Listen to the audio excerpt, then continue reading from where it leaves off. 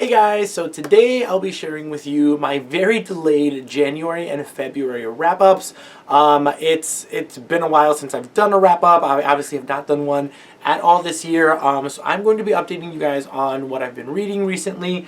So I'm just not going to babble on, and we're just going to go ahead and get started. I completed 4 books in the month of January, and I believe 5 books in the month of February. So yeah, the first book that I completed for January for this year was The Dilemma by B.A. Paris. This is an adult kind of thriller-y type book. I mean, I wouldn't consider it a thriller, but there is kind of a mystery going on with this one. It follows 2 main characters, a wife and a husband, who have kind of this dilemma. They're both keeping a secret from each other that has to do with their daughter.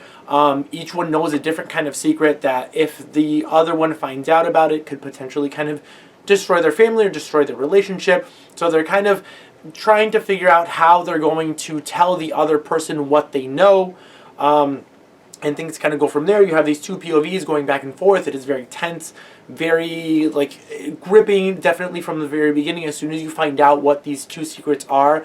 And then their kind of internal struggles of trying to figure out how they're going to tell the other person about it. Really intriguing. Really enjoyed this one. Listened to it on audiobook within 2 sittings. And I loved this one. I really enjoyed B.A. Paris's writing. I think I have her most recent book, The Therapist, that I still need to read, but I've read everything else by B.A. Paris and have highly enjoyed it. I think I gave this one 4.5 stars or so, but really liked that one. The next book that I completed in January was At the End of Everything by Marika Nightcamp. This was an ARC I received from the publisher in exchange for my review. And this book, I believe, came out at the beginning of February, but I read it in January right before the release, and it is a YA kind of dystopian-ish kind of contemporary. It follows this group of kids during a pandemic, and they're all being kept in this institution. You don't really know at the beginning why these kids are all being kept in this institution, but one day they all wake up, all of the security guards have disappeared, and they're left alone in this institution, and they, for some reason, can't leave the institution either. And certain things kind of progress. I don't really want to get too much into details because I don't really want to spoil the book or any kind of plot details of it, but it is really enjoyable. This is the first book by Marika Nightcamp that I've ever read.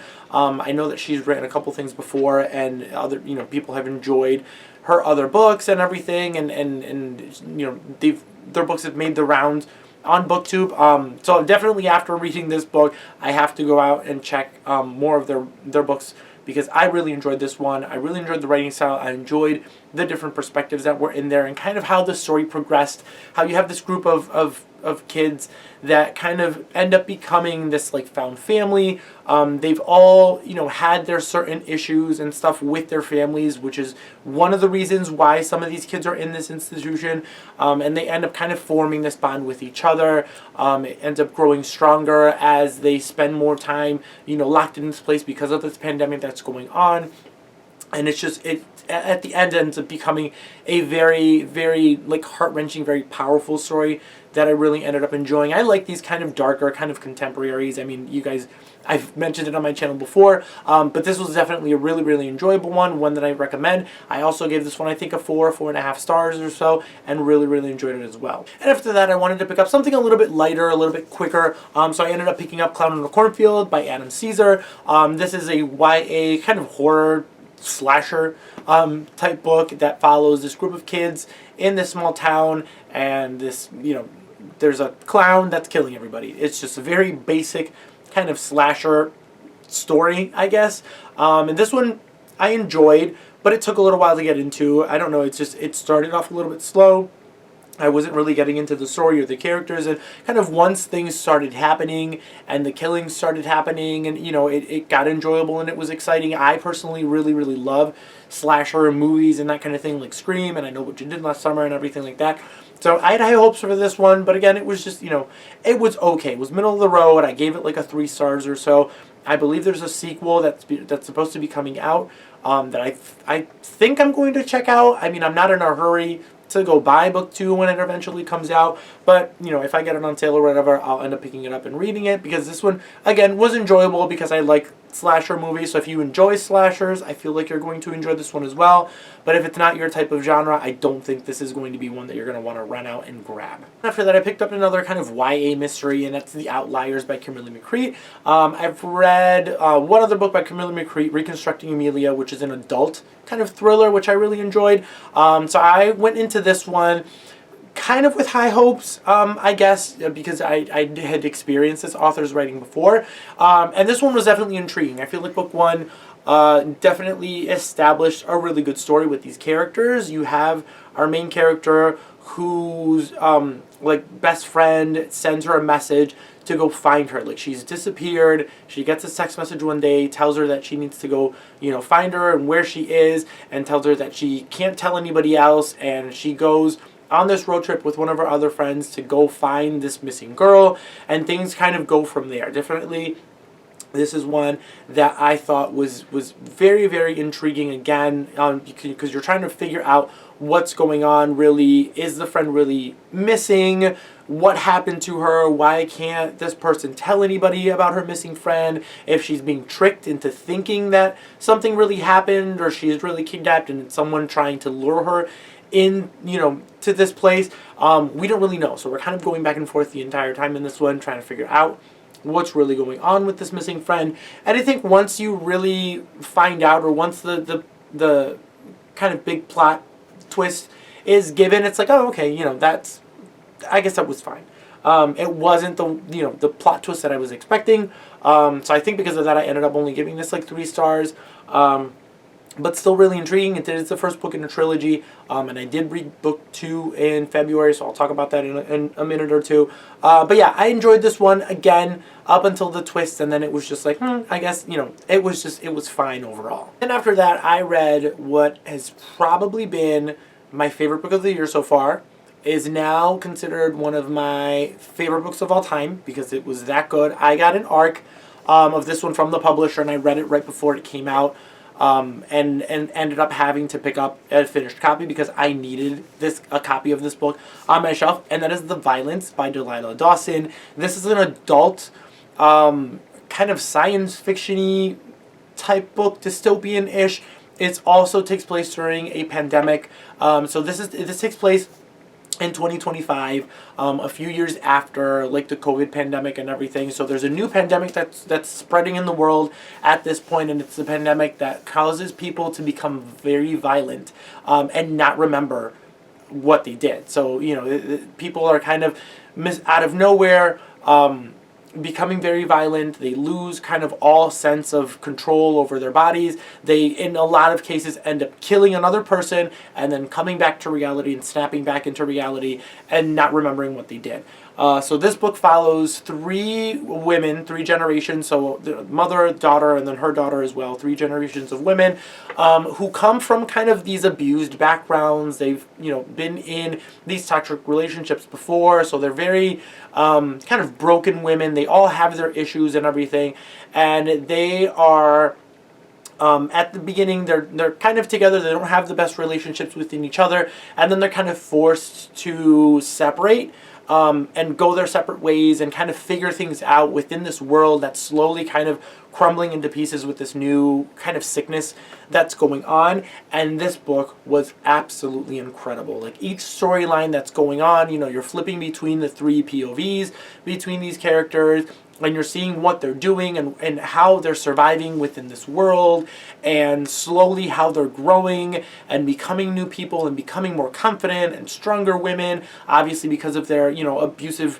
past and relationships. They're a little bit, you know, they're, like I said, they're a little broken.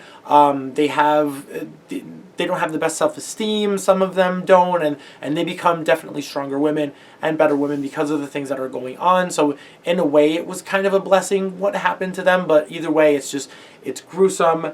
It's everything I love in books. It's fast-paced. It has great characters. It has a great story. It was amazing. This is like a 500-page book, and I could not put this down. Again, this is now probably one of my favorite books of all time. Obviously, I gave this a 5 out of 5 stars. If you guys are vaguely interested in what I said about the synopsis and everything, I highly recommend you guys picking this up, because this book, at least to me, was absolutely incredible. Then I picked up The Scattering by Kimberly McCreight. This is the second book in the Outliers trilogy, and this continues to follow the story of our main character, who now, finds out about certain things. I don't really want to get into, details of the synopsis, because it's going to spoil kind of the big twist in book one. Just know it kind of kept the same pacing throughout this one. Again, with the story, it's intriguing, but nothing that I'm like running to now finish the trilogy. So I don't know when I'm going to finish the trilogy at this point. Honestly, I don't really remember at this point a lot of the details of what was going on with the story. I do remember some of the larger plot points, but again, it was okay. I think I gave this 2.5, 3 stars. It's, again, intriguing enough for me to want to continue, but nothing that I'm rushing out to have to do right now. Then after that, I read One of Us is Lying by Karen McManus. I don't know if I forgot to mention, but we're into February at this point.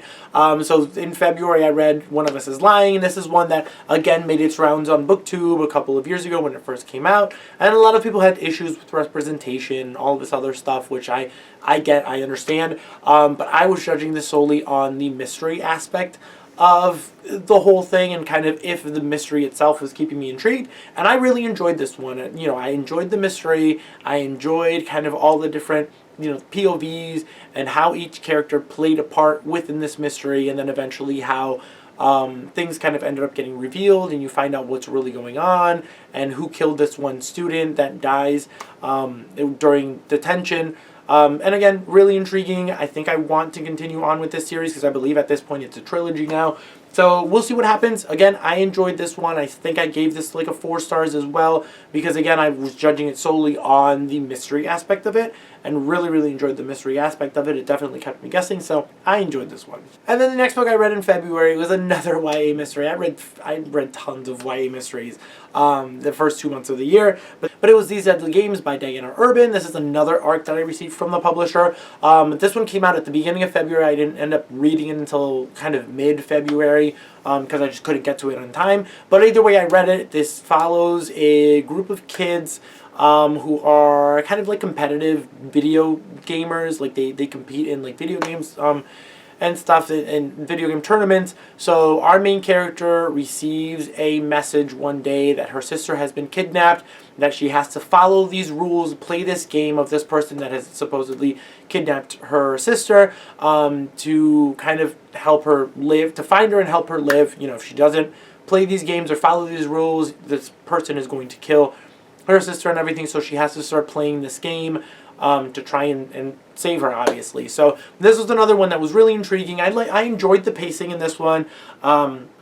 It wasn't, again, like, it didn't blow me away. It wasn't my absolute favorite mystery, but again, I really enjoyed this one. Things at the end kind of left it a little bit open, so if there's a sequel, I will definitely end up reading the sequel, because I enjoyed this book enough that I would definitely read a sequel if they continue to expand on it, because I enjoyed kind of how things wrapped up and how things were kept open to kind of give room for a sequel. So I really hope there ends up being a sequel, because there are a lot of questions that were left unanswered in this first book, which I know a lot of people don't enjoy having books like this with unanswered questions. But again, if we get a book 2, I'm assuming a lot of these questions will get answered. But I really enjoyed this mystery. Again, it kept me intrigued throughout the entire thing, and I do recommend this one if you guys enjoy YA mysteries. And then the last book I read for the month of February, this one I actually finished right at the beginning of March, but most of it I read in February, so I'm just going to throw in this wrap up.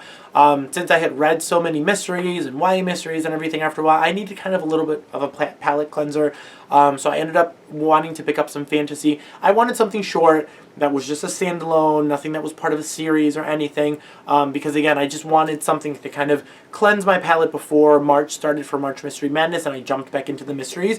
So I ended up picking up an Enchantment of Ravens by Margaret Rogerson. This is a YA fantasy book that follows our main character, who is a painter, and there's this world with fae. She's human, and she paints fae.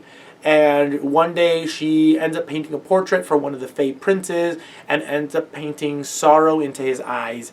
Things kind of take off from there, because apparently, Fae are not allowed to show human emotion, so it's kind of an insult that she would have painted this fate prince with this emotion in his eyes and everything. And things kind of, take a turn. Again, I don't really want to get into too many details on the plot synopsis because it is a very short book, so it's one that needs to be experienced. It has absolutely beautiful writing. I loved the tone of it as well. So from the very beginning, I was really intrigued and really absorbed in this world because it's very rich and very detailed. And for it being just a small standalone novel, I feel like it did really well at establishing kind of things within this world and with these characters and everything. So I really enjoyed this one. I think I gave it like 4 stars or so, but it was definitely the perfect book to kind of, get my mind reset and away from all of the mysteries before I, like I said, would jump into March Mystery Madness and continue to read more mysteries for the month of March. So yeah, guys, that is it for everything that I read in January and February. Hopefully I don't end up